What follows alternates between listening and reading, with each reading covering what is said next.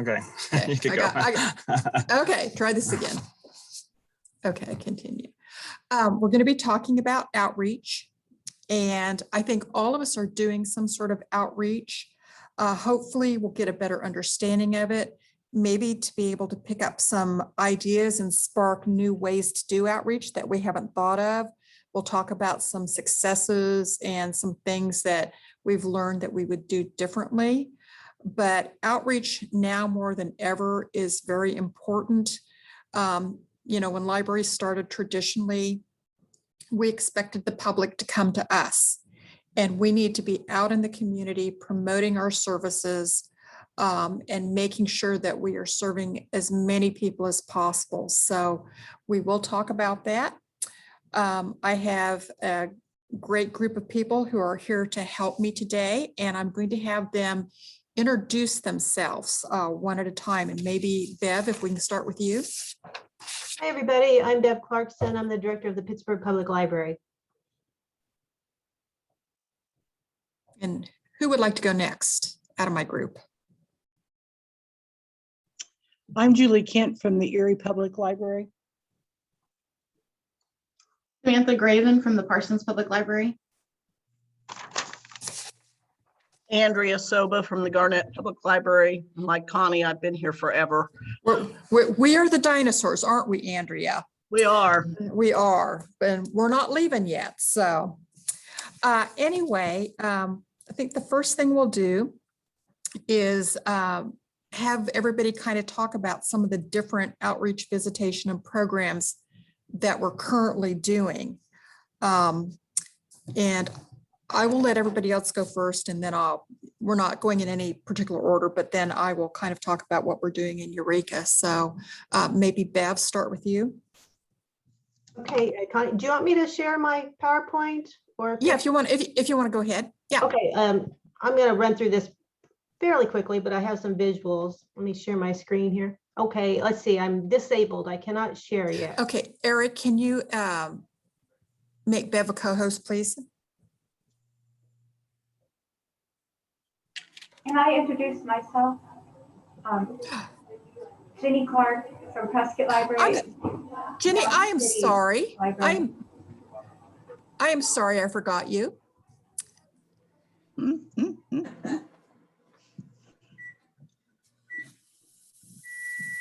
right. Are we ready? Let me see. I think you're right. Okay. All right. Okay. There we go.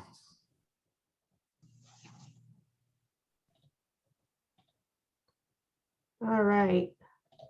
Like Connie just said, outreach is something that we've been concentrating a lot here in Pittsburgh, even before the pandemic. And I really felt it was important. And we did some long range planning back in 2017, 2018. And as a result of that, we decided to put a lot of our concentrations on outreach. And as Connie said, why do outreach? It's to transcend the library boundaries. It's the ability to tell your story to a new group of people, show your value to the community, reach underserved populations, find new audience. A lot of times people go about their daily life and they forget about the library. It's kind of out of sight, out of mind. And when you go out in the community, then, they realize, oh yeah, there's the library. I didn't realize they did so many neat things. So, and it's also a great opportunity to collaborate with different agencies and businesses, and a great way to be creative. And to be honest, it's fun. Right now at the Pittsburgh Public Library, I say that patrons can choose their library experience, and there's really 4 different ways they can do it.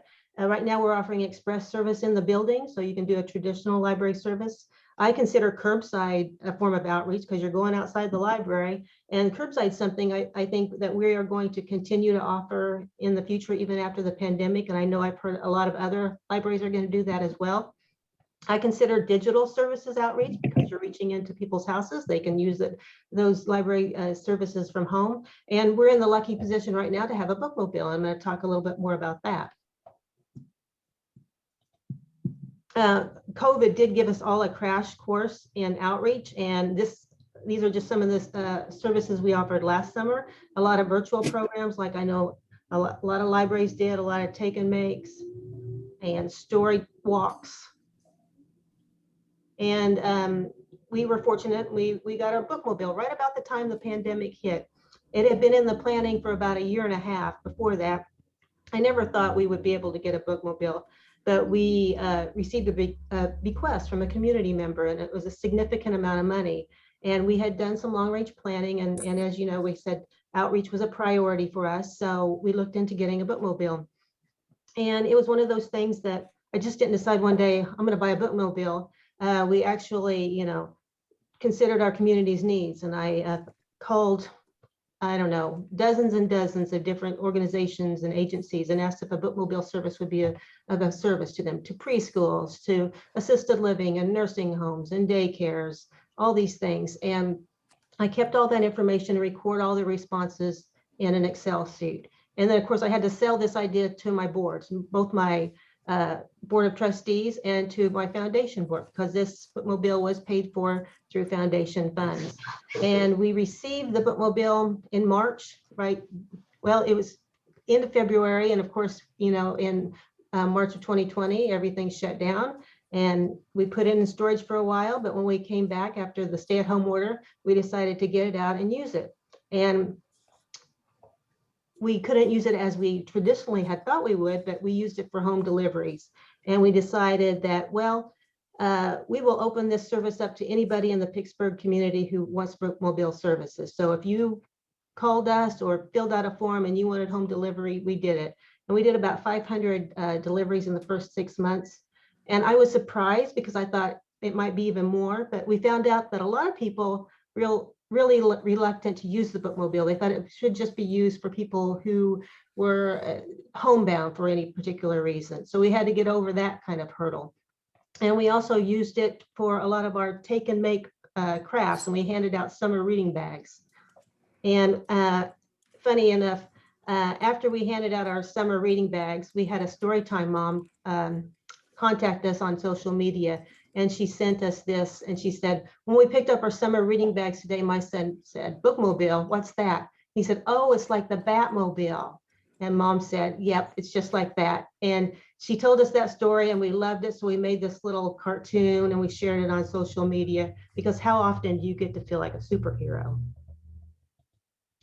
And so currently we're using the bookmobile to anyone in the Pittsburgh city limits, and we're delivering to preschools and daycares.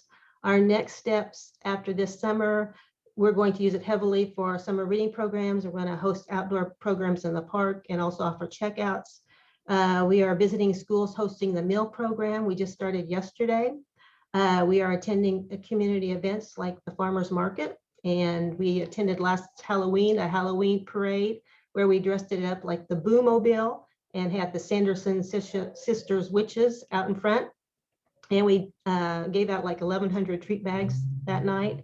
In the fall, we're going to start scheduled routes to senior living facilities, to apartment complexes, any other areas as needed. And it's really a great opportunity to introduce library services to underserved populations. And as I said, as we go along, aside from early literacy and delivering the materials, we are also going to offer story times and activities when COVID lifts a little bit more. And we are going to be able to enter nursing homes and assisted living facilities. We are going to, of course, continue walking books, which is our delivery to homebound individuals. And we're going to also offer to swap out bookshelves in areas like nursing homes, and we'll have bookshelves in coffee houses and the Lord's Diner, which serves the homeless and anyone with food insecurities here in town. The Wesley House, laundromats, put bookshelves in laundromats, and all these will be free books just donated from our friends group. And we also plan to attend more community events. And it's bookmobile's just not for books. It says bookmobile and more. So we're also, it's also available to use as a Wi-Fi. So we're going to hopefully have mobile hotspots there, and maybe check out iPads and offer printing, makerspace kits. It's not necessary always to check out items from your bookmobile. It's just the library's presence in the community. It's reaching out to our community and showing them everything that the library has to offer. And another thing that we've done before the bookmobile, because I know not everybody gets a bookmobile, you know, we did activities with the after school program. For 4 years, I went every other Monday to the middle school, and we did an art project, and we did things for the, told what library activities were available, and did little things like that. And it was part of their after school grant program, and we did that 4 years. Yesterday, we did our first school lunch program, and we parked outside the middle school and drug out all the bookmobile carts and had kids check out, and we offered library cards. And this was a great opportunity to partner with the school district. And we share it on social media, because Something's anything going you on do, with your you probably internet, share. Sherry. Can you hear me? David just kicked me off. Okay, and the neat thing about that is that we're partnering with the schools, and they shared it on social media, you know, so it's a great community partnership. And it's also an opportunity to partner with local businesses. So we do, Are you off too? before the pandemic, we did a trivia in bars. That's not something you always think about, libraries and bars, but we had some of our staff members come up with a trivia, and it's usually based on a theme like The Office. And you can see it was pretty crowded at the bar that night. And we 3D printed like trophies to give out of The Office. And so that was fun. We also partnered with a restaurant called Toast and did board games. You can do it with a coffee house and do trivia programs in your coffee houses. We did a book discussion group in a bar restaurant type thing, and you could have a glass of wine as you talked about your books. So there's all kinds of different opportunities to partner with local businesses. And you really do meet a lot of people who never even considered coming into the library. And trivia is a big thing, and you can do it in so many ways. You don't have to go to a bar or do something outreach. You could do a passive program, trivia program on social media. We did that. You could also do something virtually and use Kahoot, which is kind of a gaming app, and offer trivia programs. And that was fun. We did that a lot during the pandemic. Story walks are big, you know, I think in libraries right now, especially because, you know, it's an opportunity to combine literacy and exercise and family time. And you can do it pretty cheaply too. You know, you just take that book, deconstruct it, get some realtor signs and put it on a tree, whatever. And we've got, we had 2 up in local parks. And we did write a grant to get permanent story walk kiosks, because the downside of the story walks, you can see there's a lake in the background. Our signs ended up in that lake at least twice. So we had to fish them out. So there is a downside to that. So this is kind of the end of my little spiel, but where do you start? Start small. It doesn't have to be a big thing. Just figure something small out that you can do with your communities. The school is a great place to start. Really focus on what your community needs. You know, we're all in libraries, and resources are hard to come by. So you may have to figure out, how am I going to pay for this? How do I have enough staff to do this? If you're going to do it, you kind of have to make it a priority, and you might have to decide, I'm not going to do something else, and so I can do an outreach program. It has to be a priority to you. And if at first it doesn't succeed, try again. There's always some other way to try it. So that's just my little spiel. I'll stop sharing now. But that's kind of what we've been doing in Pittsburgh. Okay, I think let's go and let's flip sizes, because Pittsburgh is the largest public library in our system. Let's go to one of the smaller ones. And so, Jenny, would you like to share what you are doing for outreach?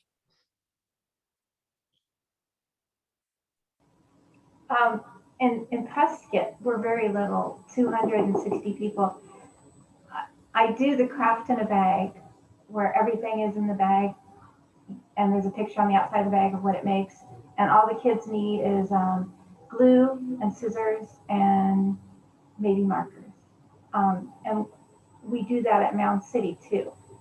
And then in Prescott, I do deliver to 2 different people, and then I pick up their books too. Because it's so small, I do it on my way home from work. And then in Mound City, we have book walk, and we do it like downtown.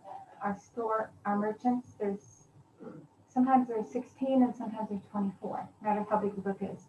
And they let us put a board in their front window. And then we hand out maps at all the stores saying the directions books are in for people to go follow the story. We do drop off our craft in a bag at daycares once a week. I have a staff member on her way home. She drops them off. We did go before COVID 2 daycares and read to them. We had 3 different daycares we went to, but we stopped that. And we do hope to do it again. This is in Mound City. And then in Prescott, I'd like to make more home deliveries because that gets things out that wouldn't normally get out at all. That's all I can think of right now. Okay, Julie, would you like to share what you do in Erie?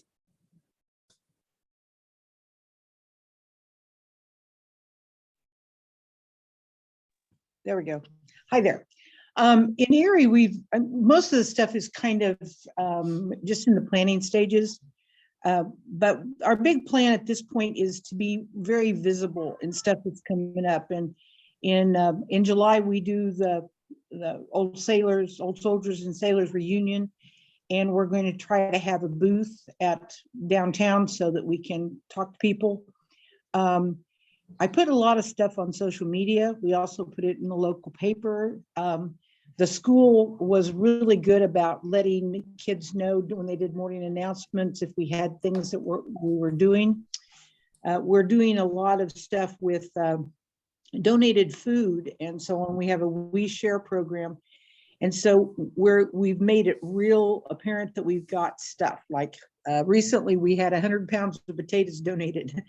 And we had 19 dozen eggs that we gave away. And so this just gives us more of an opportunity to make contact with people all the way around. We talk to a lot of people as they come in. Of course, we're a very small library, so we don't have a whole lot of people to go out and do things. I mean, and I'm usually the person who is here most of the time. So that makes it a little harder to get out. But my big plans are to go to ball games, to do the reunion. And the fair comes up at the end of July, and I'm going to start doing things where we're going to go to the fair and have a table set up. I'd like to put books in some of the doctor's offices and dentist offices in town to see if that helped. And those are just, the kinds of things that we're looking at. We don't have a whole lot of stuff that we're doing as yet. However, we have had a lot of people come in. I mean, this last week we started, and one day, the first day that we were doing this, we had 40 some people walk in the door, which is for us amazing. So, but those are kinds of the things in the long-term plan that we're trying to do.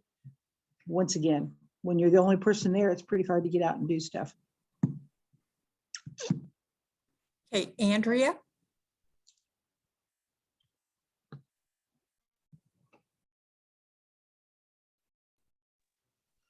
Well, I wish I had a really pretty PowerPoint like Bev did. This is my hand scratches right here. So that's my speech. Okay, so some things that we've done and have done in the past that really weren't a result of COVID, but we used to do story times at Head Start and another preschool for a while. We used to, we haven't done that because of COVID stuff, and I'm hoping maybe this fall we'll get back to doing that again. Kind of a one and done type of thing, but I would have liked to do it again sometime. I did a breakout. I don't know if you guys know what breakout boxes are. It's kind of like doing one of those breakout rooms, only we really break into boxes, and there's all these clues and you have to figure them out. And An escape room. Yeah, an escape room, but it's with little boxes that you're actually breaking into with the keys once you figure out the clues. And I did that at the high school with worked with the librarian there, and it was like one of the, I don't know, science classes or something came in and did that. And I would like to do that again sometime because I think they enjoyed it.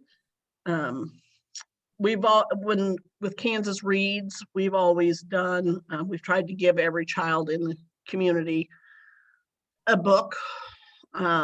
And so we have had volunteers in the past that have actually went out and read at the different daycares and preschools and stuff like that. Of course, we couldn't do that this year.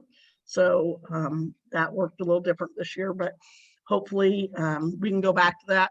I really think the kids enjoyed it, but the volunteers who went and read enjoyed it more. So yes, it's an outreach for the kids, but it makes the people they're volunteering, they felt so good about it. So that was a plus for them. As I read through these things, I realize a lot of them are kid related stuff. So I guess our goal should be to do more adult. Some of the things that came out of COVID related services, of course, curbside, which everybody's pretty much did, I think. We had the opportunity to get some plastic newspaper boxes, like the kind, you know, where you lift up the front of it, you pull out the little newspaper or whatever. One of our newspapers went out of business, so we bought his boxes. And so that enabled us to have a waterproof place to put stuff.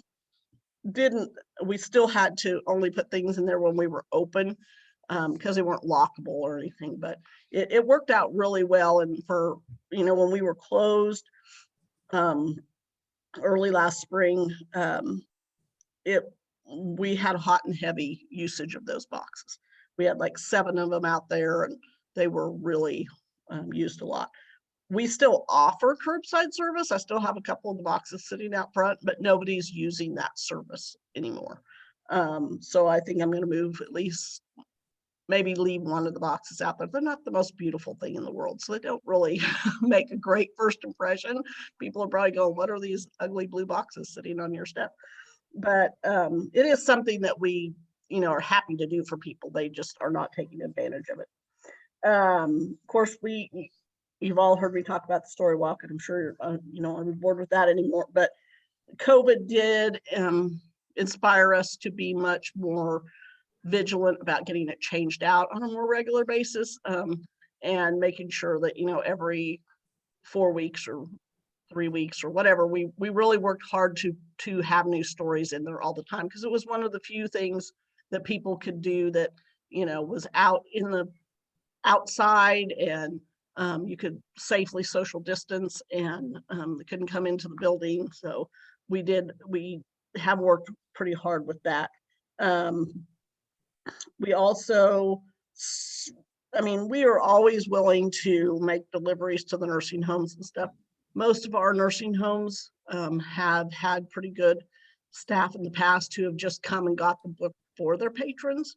And so we haven't really had to do that, but we do have an assisted living facility that, you know, it's just kind of one of those things. One of the people called up and said, oh, my mom's at this assisted living and she really loves to read, and can you, you know, get her books? Well, sure, we can do that. Well, then the next week somebody else said, oh, well, you're taking so-and-so books, can you bring me books? And then, you know, pretty soon we had 4 people, and it was never really an organized thing. It just became a thing.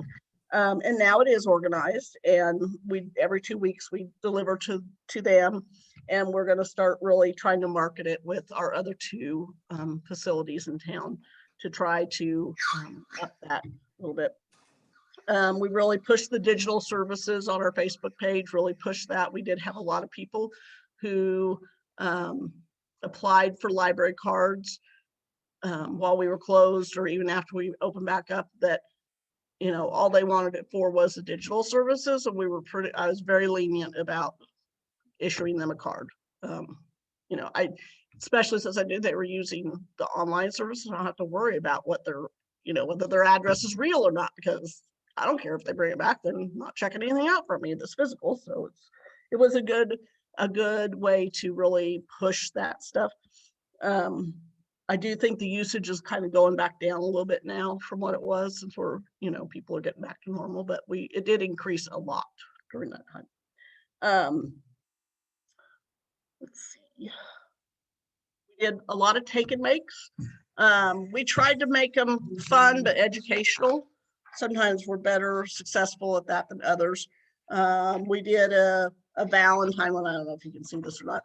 that we gave them the stuff to make Valentines. And then we asked with like 5 Valentines in each bag.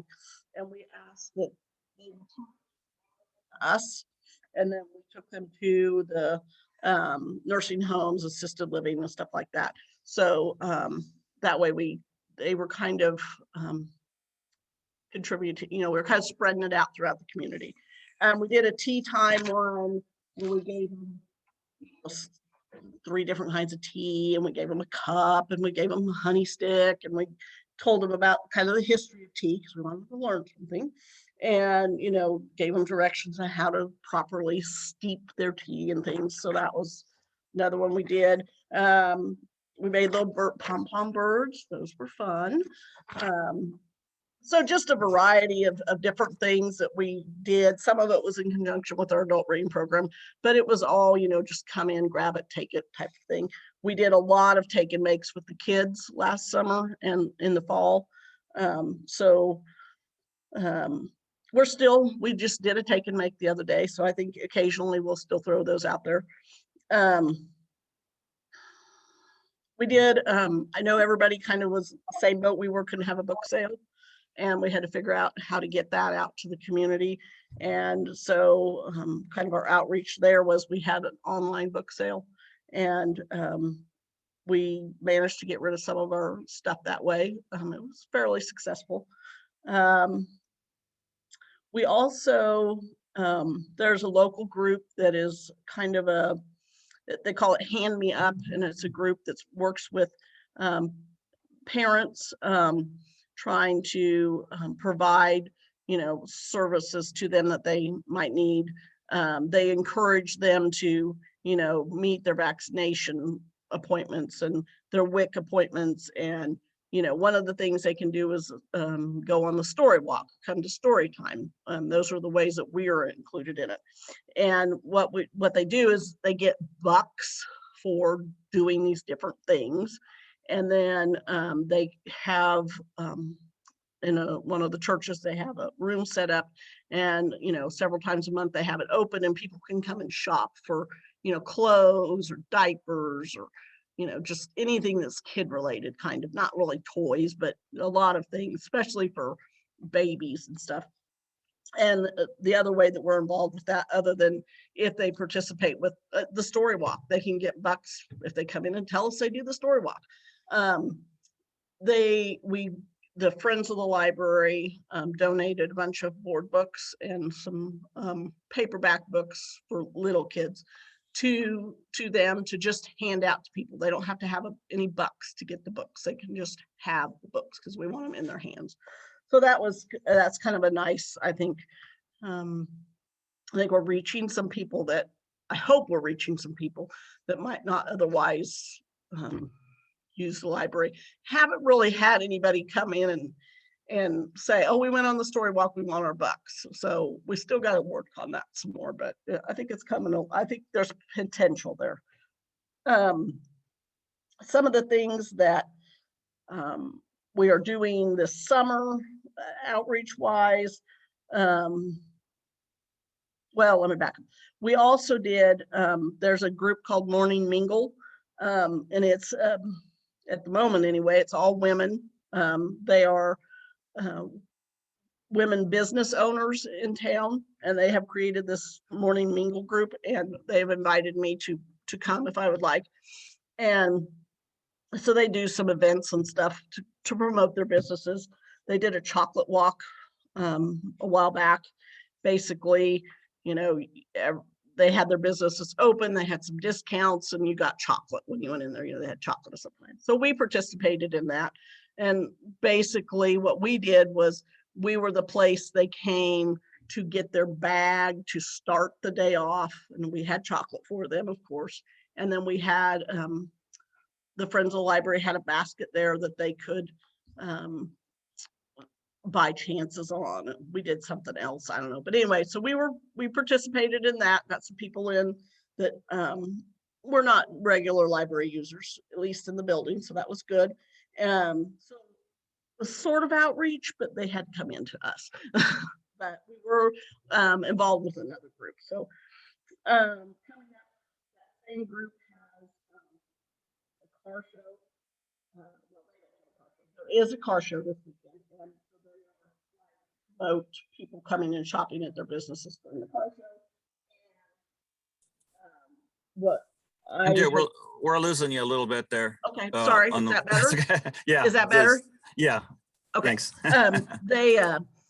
With the car show, they're trying to promote their businesses, and so my suggestion to them was that they, have like little cars, little Hot Wheels or whatever, and people come in and pull one out of a basket, and that's the discount that they would get, type of thing. Well, obviously, we don't have anything to discount. So when they come in to pick out our car, they will get, choice of prizes. So we're participating in that with our little Hot Wheel car drawing thing. Charlotte has a bunch of stuff for this summer that she's doing, this outreach. Like all of our story times are going to be outside in a little park that's just down the street from the library. She's going to the summer meals once a week, the free lunch program. She's going there once a week and doing a lunch story time. She's going to take a story time to the farmer's market about 4 times this summer. We also did a plant exchange, which that was outside. We asked people, to bring us plants and then they could exchange them. So,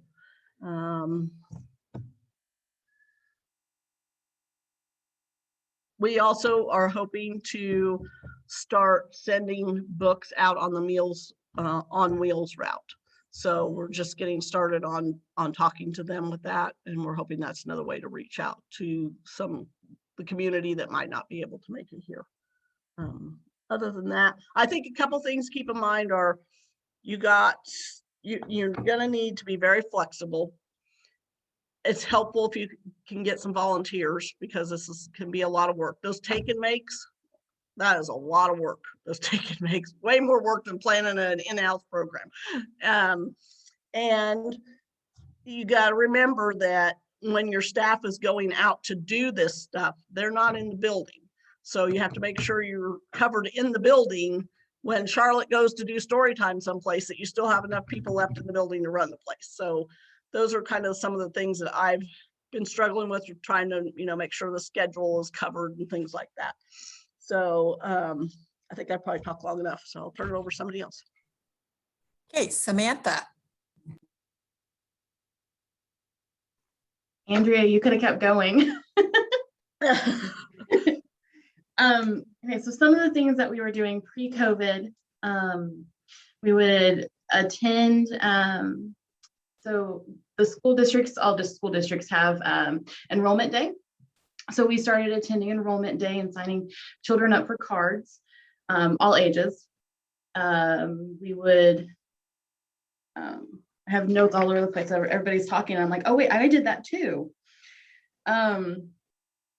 So a lot of the things that we did pre-COVID, we did, of course, our story times. We had them at the schools, the daycare. We would partner with our local rec center, our local children's discovery zone. We also partnered with Kansas Humanities. I didn't hear anybody else say that one, which is it's free for you to do and very easy for our Black History program, for our book discussions through the fall, or the spring and the fall. We would partner with our local hospital for food for the children during the summer. We served as a safe site.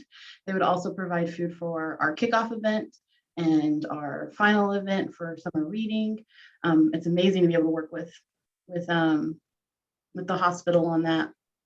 Some of the things though that we had to tailor because of COVID, we did create the craft bags. We had them actually here at the library. So the library was closed from March all the way into October. So the physical building was closed. And so during that time, children could pick up their craft bags outside the library. But once school started, we partnered with the schools, all of USD 503, and also another school within Lebec County. And the ladies created over 300 craft bags a month. At one month, they did 500. Every grade would, every school, because they're broken up into the grades, would receive a craft bag. And then the school administration could decide which class received the bag.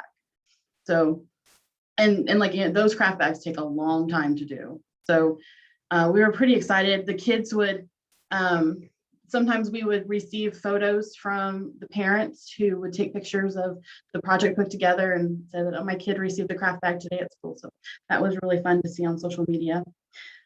We also sent home library cards, applications to each student within the school districts, with a letter on how to fill out the application card, who to return it to, so their school. And then their school did all the verifications. They made for sure that the phone number was the one that they had on file, and the one and the address is what they had on file.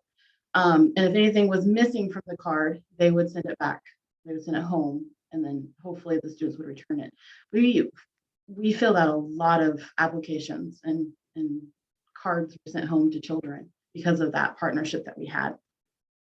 We also, due to COVID, did the digital online library card sign up as well. So COVID kind of pushed my board into having to go more digital resources, which was really good for us. It's panned out very well. Of course, Facebook kind of took over. We also did trivia nights at a local restaurant here in town. One of our trivia nights had over 80 people attend. It packed out the entire restaurant for just that, so it was really cool. We also did the escape room. So we tailored those to Facebook Live. We did Zoom with those. We did the hide and, instead of escape room, we did a hide and seek. So we hid things in the library and then asked people to guess how many there was in the pictures. Those were really popular. We did over 25,000 titles in the library during the time that the library was closed to the public. So with that, we invited the schools to come and pick out books, pick out children's books, send them home.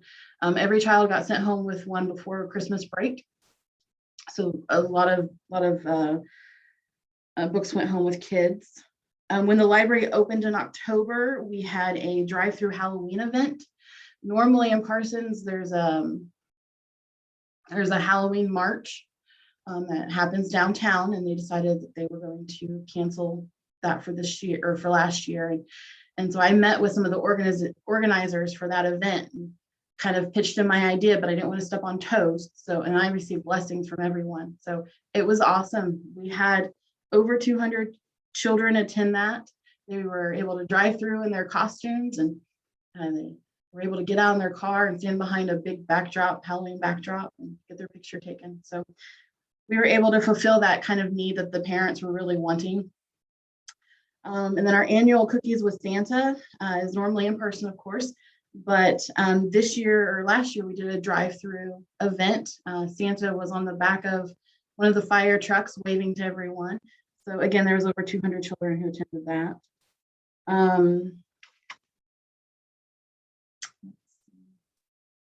That's pretty much it. I'll just kind of say exactly what everybody else has said.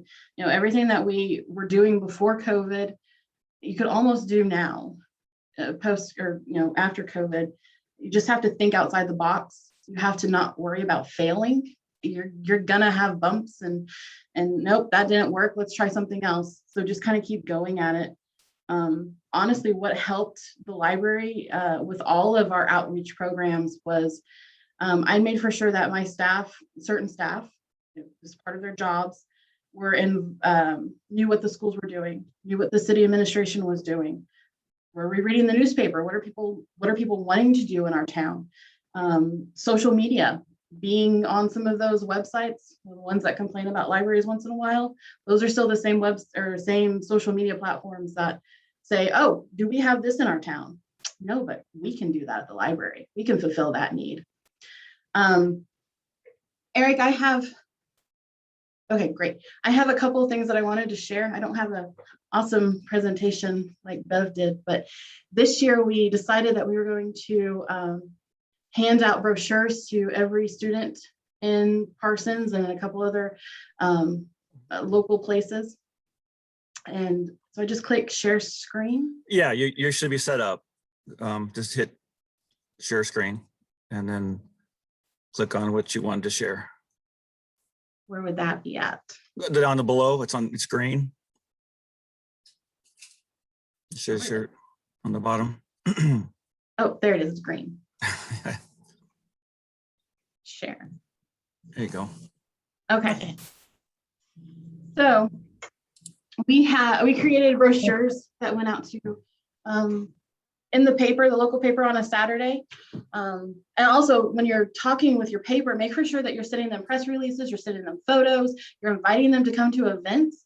That's an amazing free partnership for any outreach. And even like if you have a radio station, KOAM, I generally do not contact them. They view things on our social media page and come to us. So make sure you're using all those free platforms, those free partnerships that you can have.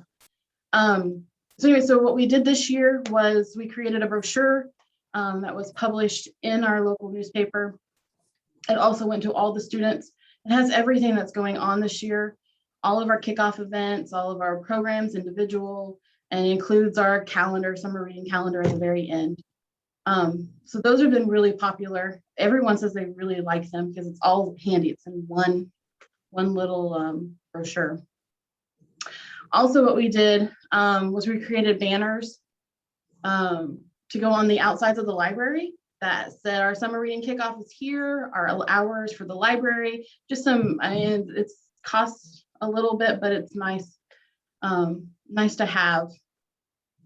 Also, we want to make for sure that people know that we're open. So when we were talking, when my staff and I were discussing, how are we going to make summer reading different this year? How are we going to get the word out? I mean, we still have, and I know you guys do too, when's the library opening? It's been open since October. The building has, you've been able to come in. I just found out the other day. So what we decided that we were going to do is we were going to have yard signs created. And these are pictures of the yard signs that after our children finish their summer reading program, their goal, they meet it, a yard sign will be placed in the yards of all those children. And it says, says our name on it, the Parsons Public Library, has our logos, the summer reading logos. So this was something that we thought would really help boost the fact that the library is open, that we're still doing amazing things. So that's kind of where we've gone with all of that. And that's really all I had to. Okay, in Eureka, we've done many of the same things that the other libraries are doing. We've had collections at the senior center and at the senior housing. We've gone to daycares, so on and so forth. We've got a story walk. A couple of things, other things that we've done books for babies and made sure that new parents, babies have gotten articles from the library, books suitable for newborns. Something I look at outreach just a little different. And one of the nice things Bev had in her PowerPoint was you don't always have to check something out for it to be outreach. So there's that component of offering a service, but it's also a marketing tool. So we try to take advantage of any local celebrations. For instance, tomorrow is Eureka Days, and we are having, unfortunately, the weather's going to cooperate. We're having yard games from 10 until 11, and then there is a parade, and then afterwards we're having story hour. And it's great because there was a full page ad in the paper and we're listed right in the middle of it. And so, people see that library listing and realize that we're active in doing things. So we try to be involved in parades, local celebrations, the fair, so on. something that no one mentioned is another way to do outreach is I'm on the list when people have their speaker for a civic group back out at the last moment, and just in general anyway. And it's a great way to go and take items and promote library services. And so that's something I missed during the COVID experience. And I'm starting to get some calls to go back and do that, to go out and promote the library. Another thing that we're starting to do, we have a new city administrator, and he is wanting to do welcome packets for new water signups. The other utilities in town, you just call, there's not local offices, but it's city-owned water. And so we just redid our brochure because we've gone permanently fine-free. We've got the brochure, we've got Post-it notepads, pens. So hopefully people will realize that we are there and willing to help. Let's see, the digital, we've had a lot of digital use going out. We've done a lot of the grab and go bags. We also work a lot with civic organizations to try to support them in whatever way they need. So, like I said, you don't always have to check something out, but it's having them know that you're available and what you can do for them. So something else I wanted to ask, and Andrea alluded to this a little bit, when we go out and do these things out in the public, you have to adjust your staffing in your library. And I know for us, we love the grab and go bags, but it does take a lot of time and it does cost a fair amount. Our summer reading grab and go bags, we've put a lot of time and effort into them. I'm wondering what other challenges that the different panel members might have encountered in outreach services when dealing with the public or unforeseen circumstances, something that you would have done different, something that you're not doing anymore, and maybe the reason why.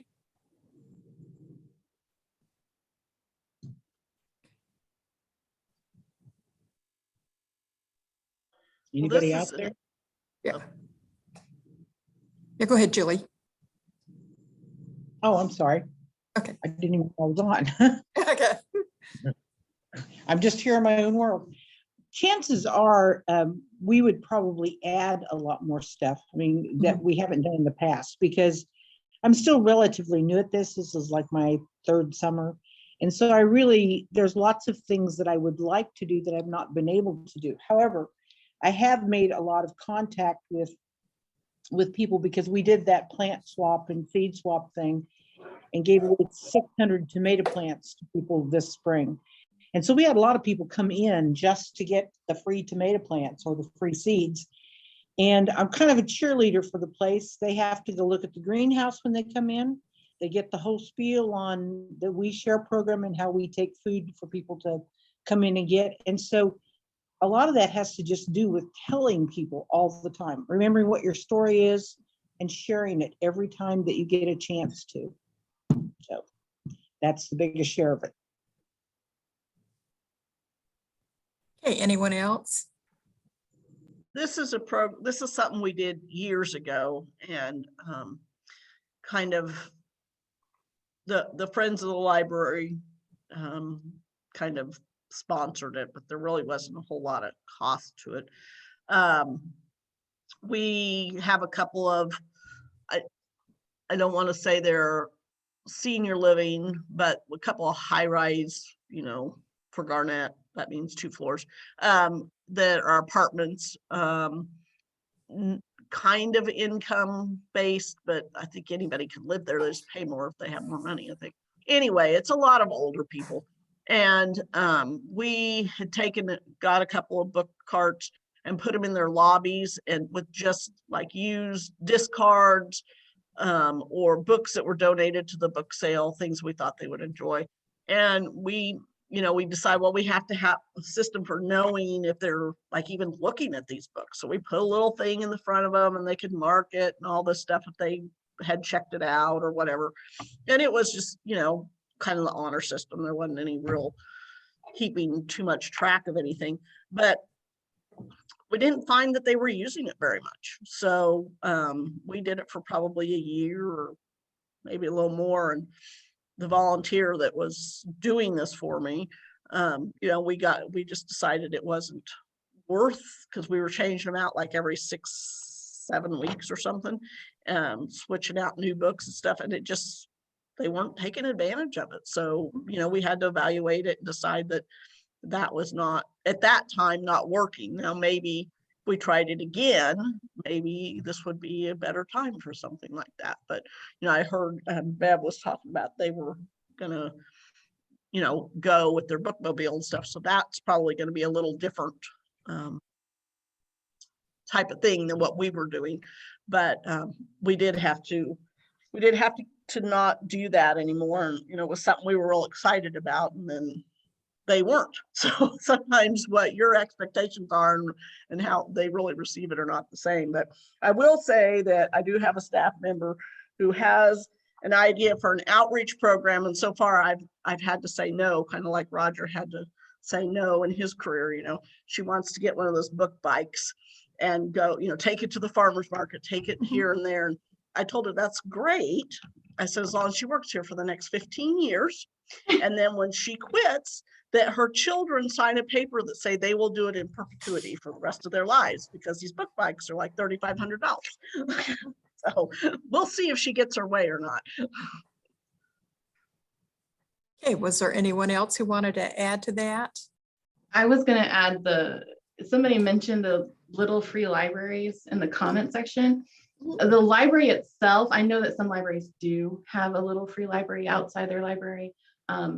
We actually partnered with a Girl Scout who, for her, one of her medals, or big awards, that's what she chose to do, was create 2 free library book things outside the recreational buildings.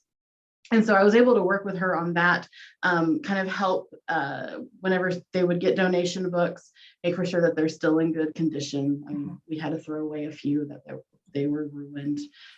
I showed her how to look for things, book mold, you know, just things that you don't want other kids having. So those are really cool. And it wasn't a library thing. I mean, she was doing it on her own, but the library was helping her. So, I mean, that's another outreach thing that you can do there.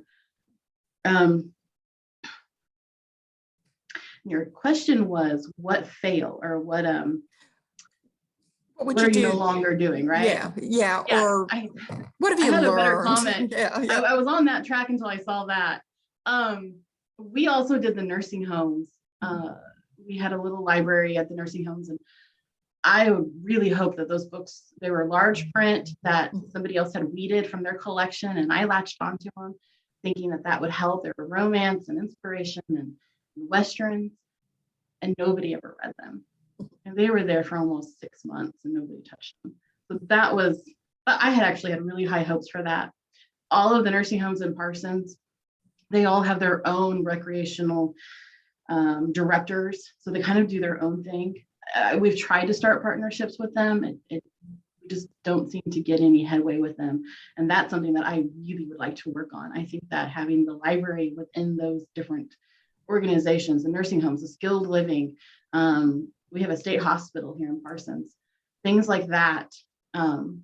That's where I'd like to see the library outreach grow. Well, along with the nursing home thing, kind of just reminds me, we had a gentleman that was a library user that has recently went into the nursing home. And so they let us know that, you know, he was in there, and we had gotten him some books and stuff. And so one of their person that does all their, their outreach person or whatever that works with their people to do their activities director. There we go. I'll spit it out eventually. She was in the other day, and I just asked her, I said, hi, how's he doing? Does he need some more books? And she says, he doesn't want to bother anybody. He knows you're here, but he doesn't. That's our job. So I don't know. I think there's a little bit of that perception, especially with the older people. They don't want to bother us. They don't want to put anybody out. Well, that's what we're here for. So we gotta, I don't know how you get over that, but that's can be kind of a struggle sometimes with outreach, is to convince people that, yes, we really do want to do this for you. Let us do this. And maybe what we say, rather than saying it's our job, it's our pleasure to do this for you. One of our current staff members worked at Chick-fil-A, and whenever somebody thanks her, she always goes, it's my pleasure. It's my pleasure. And so I think that maybe puts a different spin on it. Sharon asked a question, does anyone do a read aloud at a senior center, like an adult story time? And I didn't know if anyone out there was doing anything like that. I see Bev's got her hand up. Yeah, well, not yet because of COVID, but when I was talking to activity directors of nursing homes and talking about what services the library could offer, a lot of times, and you know, they said, oh yeah, we'll take your books, but what we really want is someone to come in and do like a program and do like read a story, do like memory kits or things like that for the people. They really want, or they crave, social interaction with people outside. So that's one of the things that's, you know, kind of on my list. As soon as, I'm not even sure they let people in yet to nursing homes, but maybe this fall or a little bit later on, that's kind of been on our agenda to do those sort of things. Okay. Something I wanted to mention real quick, and we can stay because we're almost at the end of the hour, but we can stay longer. But for anyone who needs to leave, there were a couple things I wanted to mention. For those of you who Facebook, there is a great group called Programming Librarian Interest Group, and they just had a thread on outreach not too long ago. And so it's a great place to get general programming ideas. And there's a good variety of size libraries. So, and you can always say, hey, I'm a smaller library, and define smaller for them. And I'm looking for help in this area, but that's a great source of a lot of different things. Web Junction, for those of you who do use Web Junction, they've got a section on outreach. And then on the American Libraries Association website, I don't know if you can see this very well, but they have under the Libraries Transforming Communities, a great workbook called A Step-by-Step Guide to Turning Outward to Your Community. This is a free download. And so it's a good way to kind of evaluate and see how you can promote your library services in the community. So you might want to take a look at that also, just as some extra options on outreach resources. So I think maybe what we'll do right now, we'll throw it open to any other questions that someone might have on outreach or suggestions. Connie, I was going to offer too that there's an ALA division called ABOS, the Association of Bookmobile and Outreach Services. And I on their listserv, and they it's not just about bookmobiles, it's all kinds of outreach services, which is kind of a good source. Okay, does anyone have any other questions?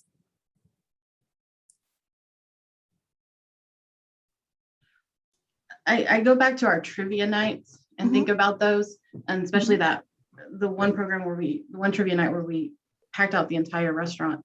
Yeah. Our very first trivia night was at the library, and we had 2 people show up. And so it was one of those, do we continue? Do we try it again?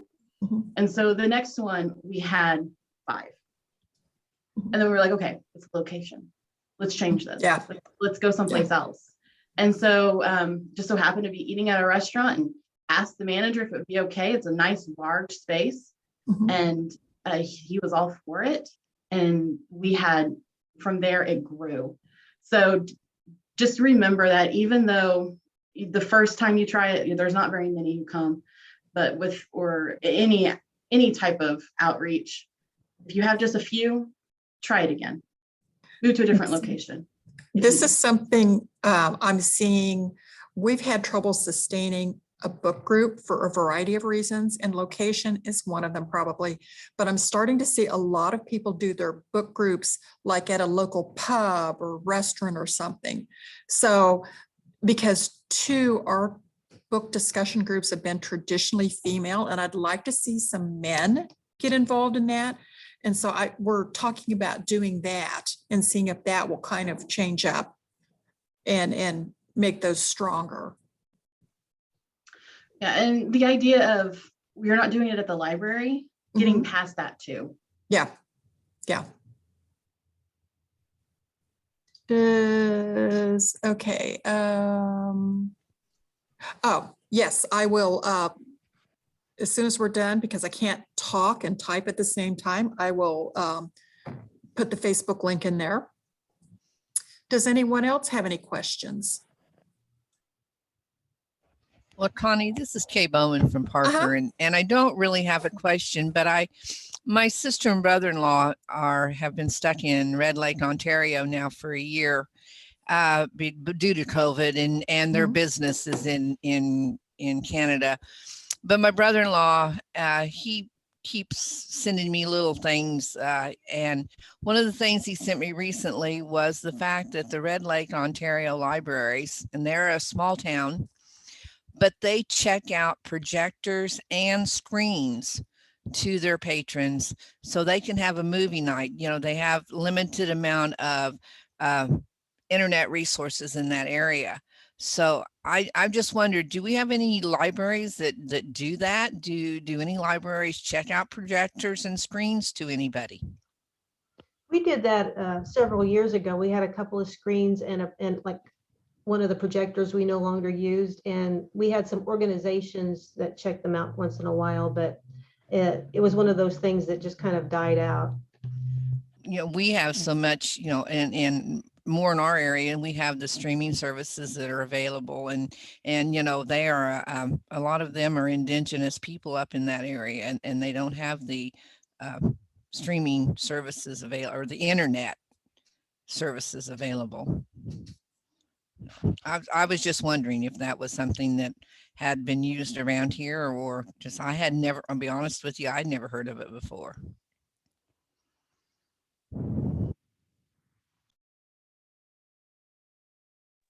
Any other questions, comments?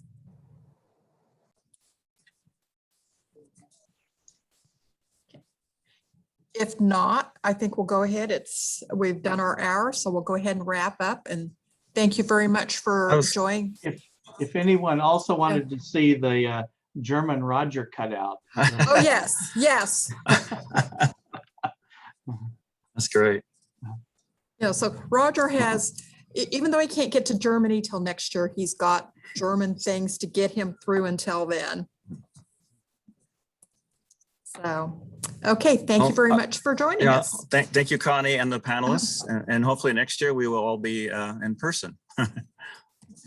All right, thanks. Thank you. Thanks.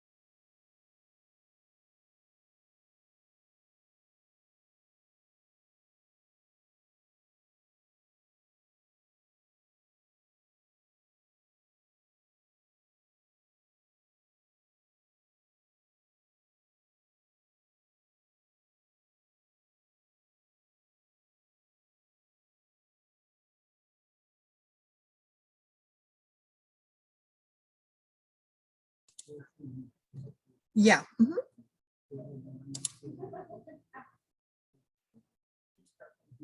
And if for some reason you have problems, let me know. I'm